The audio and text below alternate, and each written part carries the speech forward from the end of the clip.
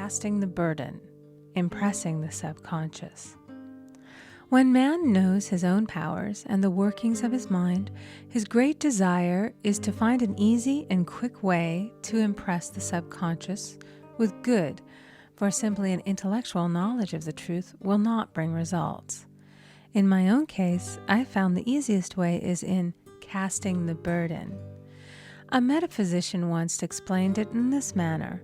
He said, "The only thing which gives anything weight in nature is the law of gravitation, and if a boulder could be taken high above the planet, there would be no weight in that boulder." And that is what Jesus Christ meant when he said, "My yoke is easy and my burden is light." He had overcome the world vibration and functioned in the fourth dimensional realm, where there is only perfection, completion, life, and joy.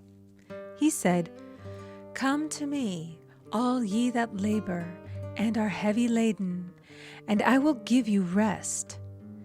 Take my yoke upon you, for my yoke is easy and my burden is light." We are also told in the 55th Psalm to cast thy burden upon the Lord. Many passages in the Bible state that the battle is God's, not man's, and that man is always to stand still and see the salvation of the Lord. This indicates that the superconscious mind, or Christ within, is the department which fights man's battle and relieves him of his burdens. We see, therefore, that man violates law if he carries a burden, and a burden is an adverse thought or condition, and this thought or condition has its root in the subconscious.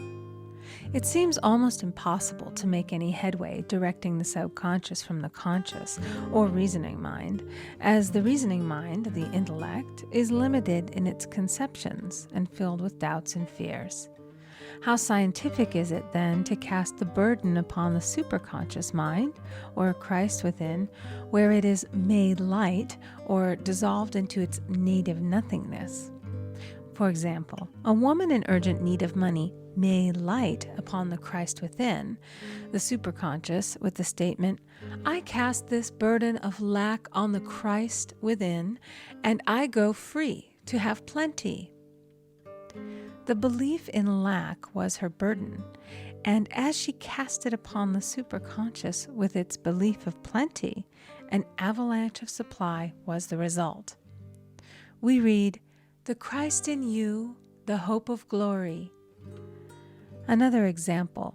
One of my students had been given a new piano, and there was no room in her studio for it until she had moved out the old one. She was in a state of perplexity. She wanted to keep the old piano, but knew of no place to send it. She became desperate, as the new piano was to be sent immediately. In fact, was on its way, with no place to put it. She said it came to her to repeat, "I cast this burden on the Christ within, and I go free." A few minutes later, her phone rang, and a woman friend asked if she might rent her old piano, and it was moved out a few minutes before the new one arrived. I knew a woman whose burden was resentment. She said, "I cast this burden of resentment on the Christ within, and I go free to be loving, harmonious, and happy." The almighty superconscious flooded the subconscious with love, and her whole life was changed. For years, resentment had held her in a state of torment and imprisoned her soul, the subconscious mind. The statement should be made over and over and over, sometimes for hours at a time, silently or audibly, with quietness but determination. I have often compared it to winding up a Victrola. We must wind ourselves up with spoken words. I have noticed in casting the burden, after a little while, one seems to see clearly. It is impossible to have clear vision while in the throes of carnal mind. Doubts and fear poison the mind and body, and imagination runs riot, attracting disaster and disease.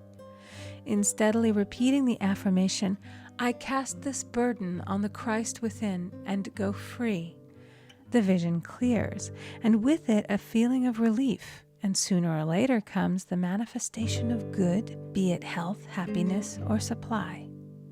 One of my students once asked me to explain the darkness before the dawn.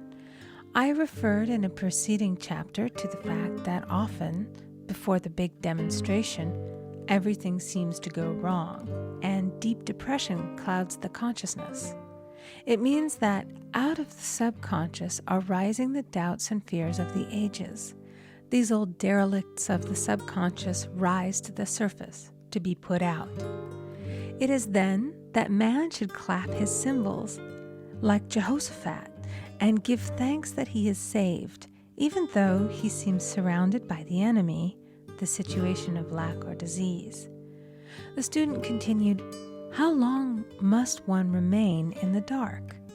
And I replied, "Until one can see in the dark." And casting the burden enables one to see in the dark. In order to impress the subconscious, active faith is always essential. Faith without works is dead. In these chapters, I have endeavored to bring out this point. Jesus Christ showed active faith when he commanded the multitude to sit down on the ground before he gave thanks for the loaves and the fishes. I will give another example showing how necessary this step is. In fact, active faith is the bridge over which man passes to his promised land. Through misunderstanding, a woman had been separated from her husband, whom she loved deeply. He refused all offers of reconciliation and would not communicate with her in any way. Coming into the knowledge of spiritual law, she denied the appearance of separation. She made this statement: "There is no separation in divine mind. Therefore, I cannot be separated from the love and companionship which are mine by divine right." She showed active faith by arranging a place for him at the table every day, thereby impressing the subconscious with a picture of his return. Over a year passed, but she never wavered, and one day he walked in. The subconscious is often impressed through music. Music has a fourth dimensional quality and releases the soul from imprisonment. It makes wonderful things seem possible and easy of accomplishment. I have a friend who uses her Victrola daily for this purpose. It puts her in perfect harmony and releases the imagination. Another woman often dances while making her affirmations. The rhythm and harmony of music and motion carry her words forth with tremendous power. The student must remember also not to despise the day of small things. Invariably, before a demonstration come signs of land. Before Columbus reached America, he saw birds and twigs, which showed him land was near. So it is with a demonstration, but often the student mistakes it for the demonstration itself and is disappointed. For example, a woman had spoken the word for a set of dishes. Not long afterwards, a friend gave her a dish which was old and cracked. She came to me and said, "Well, I asked for a set of dishes, and all I got was a cracked plate." I replied, "The plate was only signs of land. It shows your dishes are coming. Look upon it as birds and seaweed." And not long afterwards, the dishes came. Continually making believe impresses the subconscious. If one makes believe he is rich and makes believe he is successful, in due time he will reap. Children are always making believe, and "except ye be converted and become as little children, ye shall not enter the kingdom of heaven." For example, I know of a woman who was very poor, but no one could make her feel poor. She earned a small amount of money from rich friends who constantly reminded her of her poverty and to be careful and saving. Regardless of their admonitions, she would spend all her earnings on a hat or make someone a gift and be in a rapturous state of mind.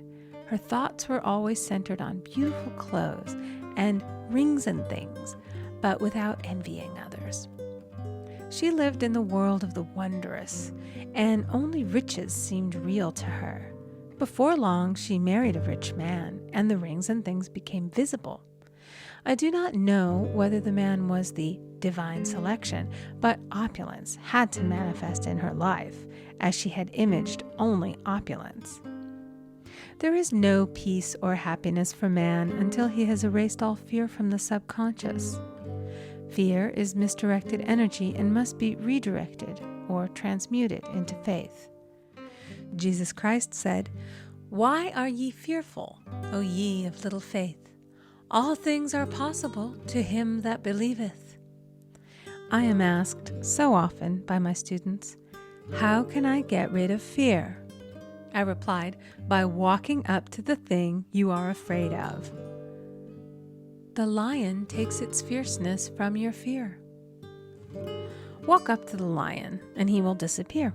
Run away, and he runs after you. I have shown in previous chapters how the lion of lack disappeared when the individual spent money fearlessly, showing faith that God was his supply and therefore unfailing. Many of my students have come out of the bondage of poverty and are now bountifully supplied through losing all fear of letting money go out. The subconscious is impressed with the truth that God is the giver and the gift. Therefore, as one is one with the giver, he is one with the gift. A splendid statement is, "I now thank God the giver for God the gift." Man has so long separated himself from his good and his supply through thoughts of separation and lack that sometimes it takes dynamite to dislodge these false ideas from the subconscious, and the dynamite is a big situation.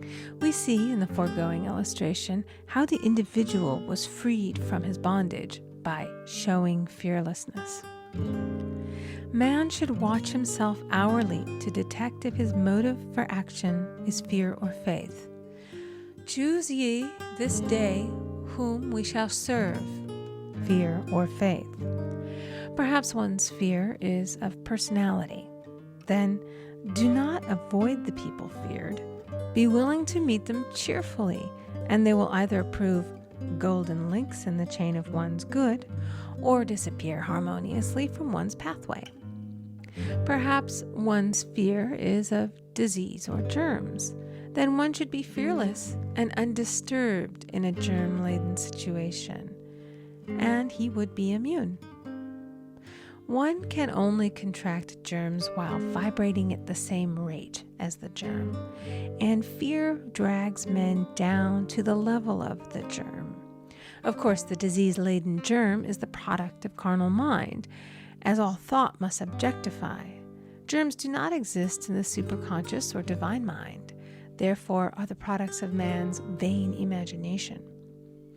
In the twinkling of an eye, man's release will come when he realizes there is no power in evil. The material world will fade away, and the fourth dimensional world, the world of the wondrous, will swing into manifestation. "And I saw a new heaven and a new earth, and there shall be no more death, neither sorrow nor crying, neither shall there be any more pain, for the former things are passed away."